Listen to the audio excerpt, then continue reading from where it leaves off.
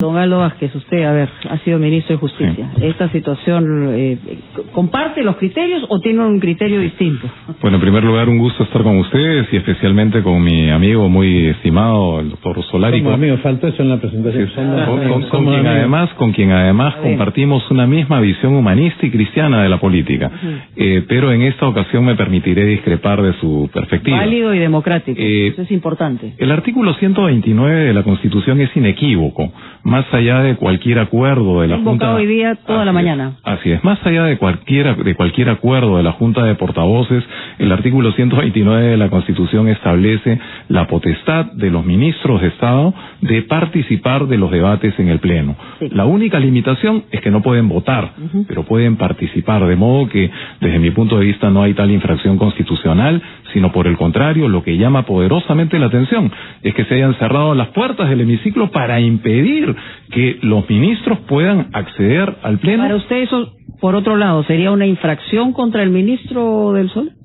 Sí, pero coincido también con el doctor Solari, en esto sí coincidimos, en que de lo que se trata no es de enrostrarnos en este momento las mutuas infracciones constitucionales que puedan haber acontecido, sino de lo que se trata más bien es de encontrar vías que permitan superar la crisis que en este momento... Yo creo que mientras no se vote la elección de integrantes del Tribunal Constitucional, todavía esto es factible. Yo creo que hay que interpretar un conjunto de artículos de la Constitución. En primer lugar, yo invocaría el 103 de la Constitución, que establece claramente que la Constitución no ampara el abuso del derecho. Yo creo que en este momento estamos ante una situación de abuso del derecho por parte de la mayoría parlamentaria. ¿Qué cosa es lo que ocurre?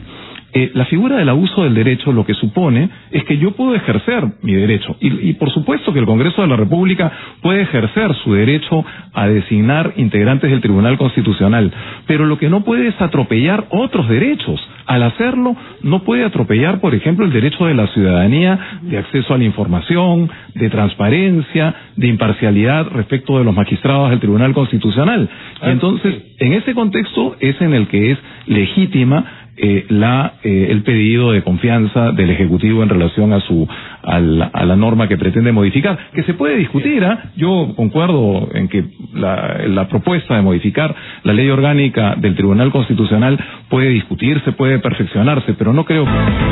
Muy bien, estamos de regreso, estamos con el doctor Luis Solari, estamos también con Aldo Vázquez, exministro de Justicia, y yo había dejado una pregunta en el tintero. A mí personalmente no solamente es una curiosidad periodística, sino que es importante, en el sentido siguiente: si se procede a una votación, en el caso de los miembros del Tribunal Constitucional, y ninguno de ellos alcanza los 87 votos, eso también podría ser interpretado por el Ejecutivo, como dijo ayer el presidente Vizcarra, que era denegada la cuestión de confianza. A ver, doctor Solari, vamos por el doctor. Ahora le toca. Sí, perdón. Bueno, lo que diría es que efectivamente se trata de una situación límite, ¿no? Y se trata de una situación límite porque, como sabemos, en casi 40 años de aplicación de la potestad presidencial de disolver el Congreso ante la negativa a cuestiones de confianza, todos sabemos que en la Constitución del año 79 se estableció esta figura de la cuestión de confianza y la ulterior posibilidad de disolver el Congreso.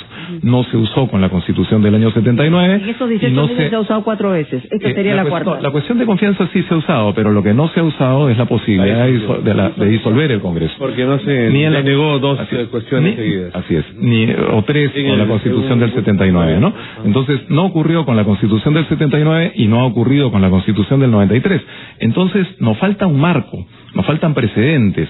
Desde el punto de vista constitucional, de la lectura del texto constitucional, uno puede hacer una lectura integral de la Constitución. Yo he citado el artículo 103 de la Constitución, que dice que la Constitución no ampara el abuso del derecho. Se puede invocar el artículo 105 de la Constitución, como ha ocurrido, señalándose que debe debatirse con carácter de urgencia una propuesta como esta, porque claro, efectivamente, si se vota primero, pierde su sentido, se desnaturaliza puede ese carácter de urgencia. Y no necesariamente votarse. Podría no votarse aún, porque el reglamento del Congreso establece que se puede debatir y votar en la sesión presente. Hay una cuestión previa en el Congreso de la República para que se suspenda la elección de los miembros del Tribunal Constitucional, que vamos a ver cómo se resuelve. Vamos a enlazarnos con Carlos en unos instantes. Con el voto.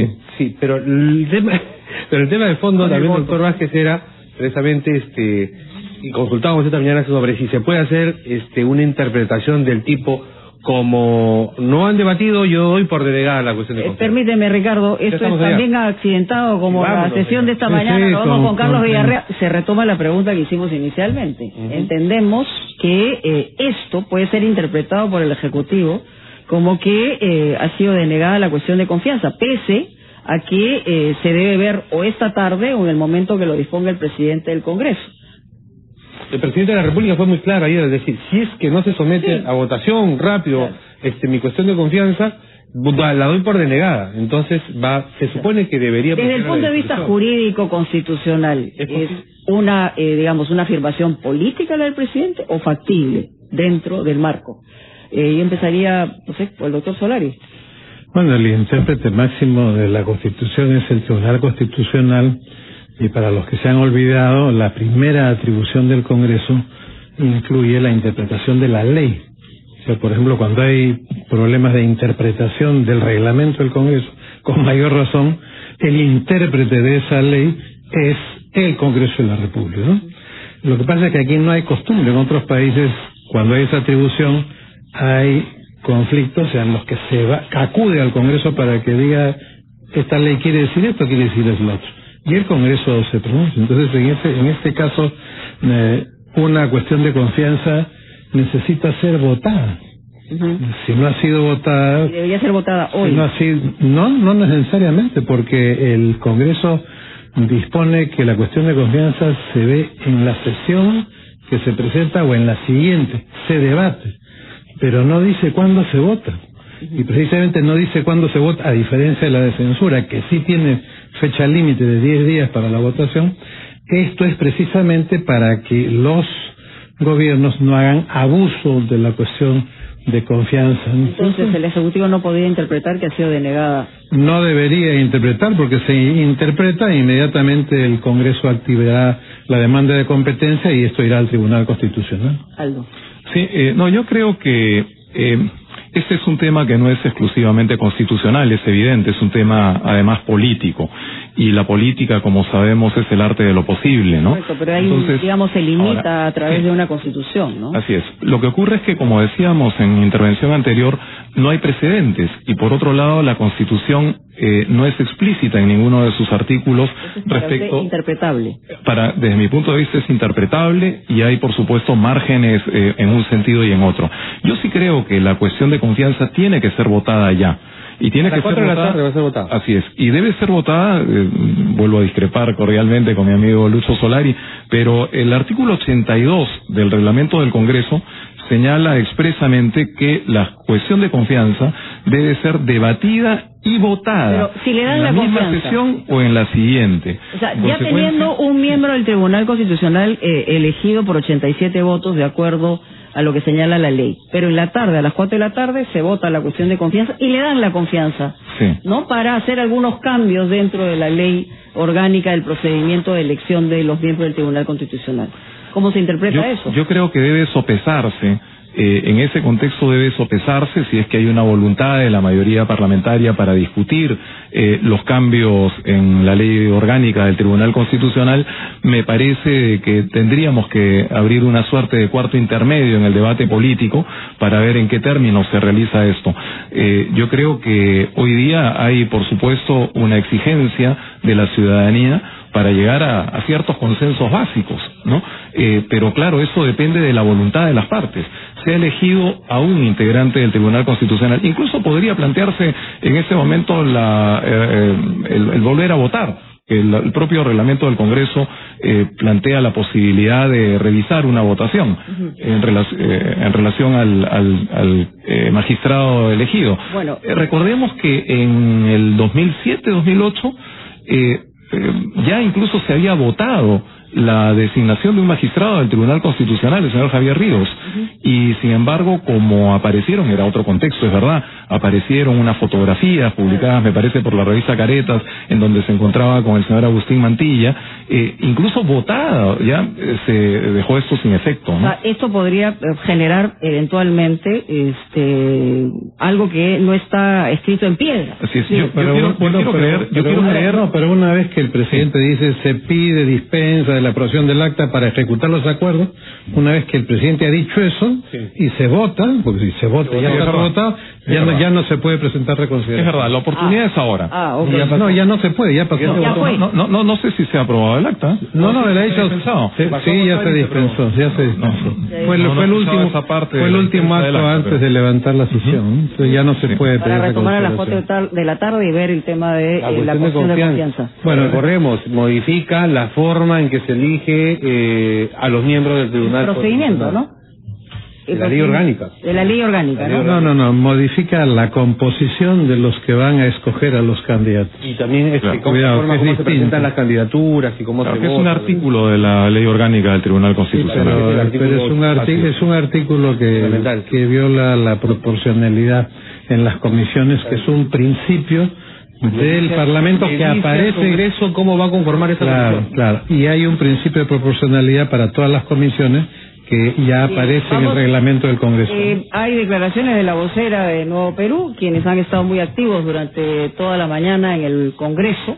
En realidad vamos a escuchar a ver qué cosa dicen los representantes de Nuevo Perú. Está ahí Indira Wilca, está también Marisa Glave, está Manuel Dagmer, está el congresista Quintanilla, bueno, está el congresista Tucto también, está... No sabemos exactamente qué es lo que han señalado. Bueno, ellos han estado muy temprano con sus... Allá dijeron se fueron, sí, aparentemente. No nos esperaron. No nos esperaron. Bueno, han hecho su pronunciamiento y ya han pasado a retirarse, porque como hemos visto también, como hemos dicho en la mañana, mucha actividad de parte de los miembros. Intensa jornada. Bueno, vamos a ver qué pasa, porque en 2 horas, poco más de 2 horas, se reanuda la sesión del Pleno del Congreso para revisar la cuestión de confianza. Sí, yo todavía pienso que podría hacerse un esfuerzo en ambos lados, llegar a un espacio de entendimiento. Sin embargo, parecen posiciones irreductibles. Ayer, digamos, la presencia del presidente Vizcarra en un medio de comunicación señalando que él estaba dispuesto a disolver el Congreso es un claro pronunciamiento de parte de quien tendría, digamos, la potestad de hacerlo en una circunstancia determinada. O sea, era un mensaje directo. Y bueno, ahora ya claramente establecido qué es lo que ellos están observando. Ellos lo que señalan es que la congresista Foronda no habría votado, que alguien habría votado por ella y que con ese voto se había alcanzado el mínimo indispensable para la aprobación de la elección de Gonzalo Ortiz de Ceballos Olaechea.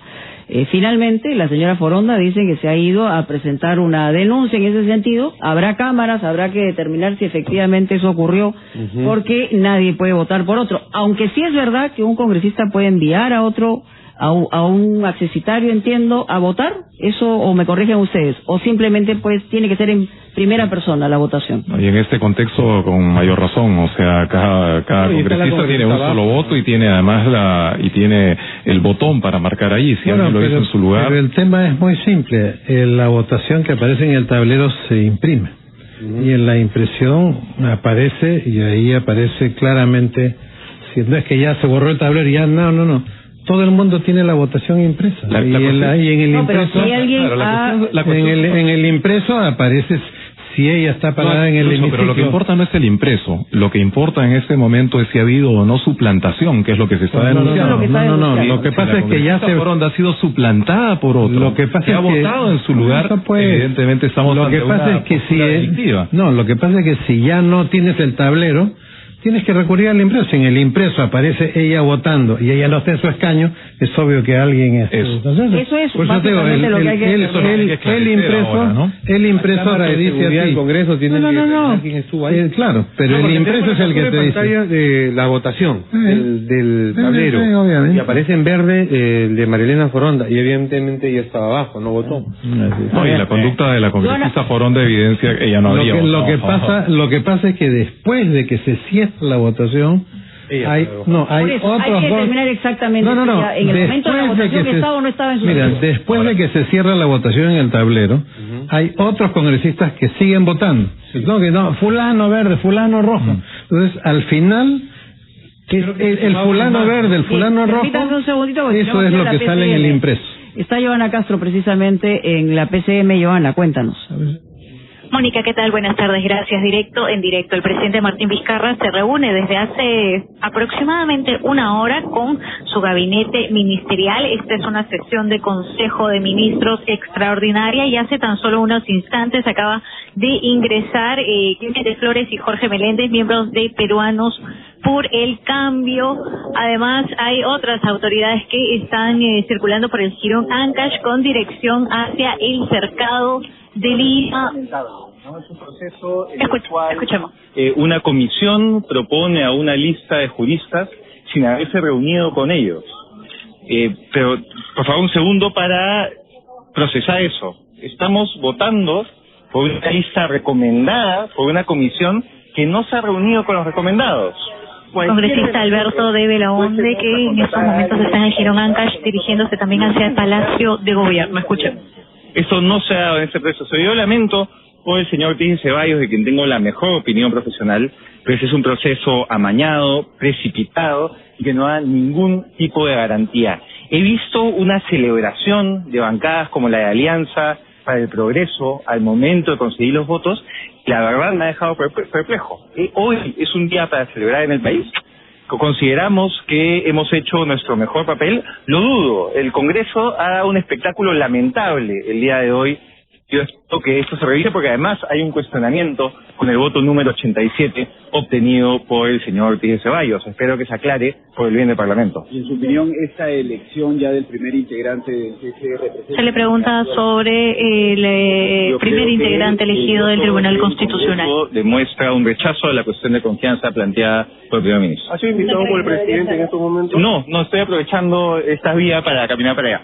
Perfecto. Entonces, luego de dirigir y dar unas breves palabras, el congresista de Belaunde va a continuar su recorrido. Han escuchado lo que acaba de ingresar y recordar que quienes sí han ingresado a Palacio de Gobierno es Clemente Flores y Jorge Meléndez de Peruanos por el Cambio. Directo, RPP Noticias. Bien, muy bien. Va a aparecer Foronda. Bueno, sí, antes de irnos la precisión, Ricardo. Sí, cuando se cerró la votación en el tablero, se contó 87 votos a favor de Gonzalo Ortiz de Ceballos. Se incluía ahí el de Marilena Foronda, que evidentemente no votó, estaba abajo. Eso tendrá que dilucidarse, esclarecerse quién apretó el botón por ella. Pero lo cierto es que luego de cerrar la votación con 87 votos, se le restaría ese y no habría alcanzado. Pero hay una precisión, como lo recordaba el ex congresista, el ministro Solari. Cuando se cierra la votación en el tablero, aparecen a veces congresistas que no apretaron el botón, pero suman su voto, un voto más, a favor o en contra. Entonces, la propuesta de Gonzalo Ortiz de Ceballos alcanzó finalmente, y eso consta en el acta, 88 votos. Si se descuenta el de Foronda, todavía continuaría con 87 votos favorables. Ahora, sí, es que los 88 incluyen el de ella. Sí, porque pudieran hacer... O sea, pero hay algo que investigar. ¿Quién puso el dedo? Porque lo más probable es que Foronda no haya votado definitivamente a favor de Gonzalo Ortiz de Ceballos o la Echea. Es simple, ¿no? Ahí están los videos. Ahí están los videos. Bueno, ambos, muchas gracias por estar con nosotros. Muchas gracias por estar... Las gracias a ustedes. En la interpretación. Pero vamos a regresar. Otro debate nosotros. Otro